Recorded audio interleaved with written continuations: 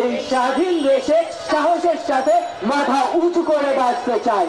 এই সাহসী আমাদের বর্তমান সম্বল। স্বাধীনতা স্বাধীনতা হলো অন্ন, বস্ত্র, বাসস্থান, শিক্ষা ও সামাজিক নিরাপত্তা, যেখানে নিজ মত প্রকাশে কোনো বাধা ছাড়া সভ্য ও যৌক্তিক কথা বলা যায়, কাজ করা যায় এবং কোনো কিছুর পরিবর্তন আনা সম্ভব হয়।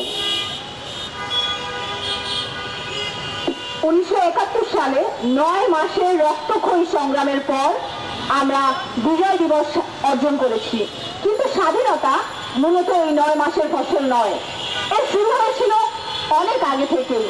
প্রায় 200 বছর শাসনের পর ব্রিটিশ সরকার যখন ভারতবর্ষকে স্বাধীনতা দেয়, তখন এই পূর্ব বাংলা চলে যায় পাকিস্তানের দখলে, আর দুটি ভূখণ্ডের মধ্যে শুরু হয় বৈষম্যমূলক আচরণ।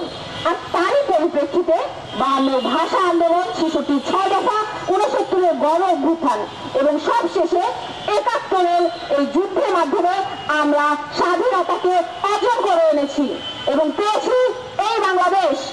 কিন্তু আমাদের এবারের আন্দোলন ছিল নিজ দেশের সরকারের বিরুদ্ধে বৈষম্য বিরোধী আন্দোলন, কোটা মুক্ত দেশ গঠনের আন্দোলন।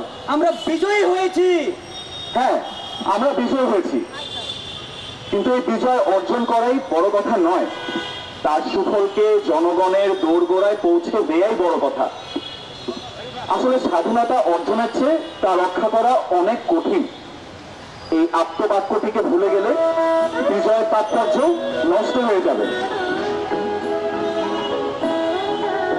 আমরা মুক্তিযুদ্ধ একবারই করেছি, স্বাধীনতাও একবার অর্জন করেছি।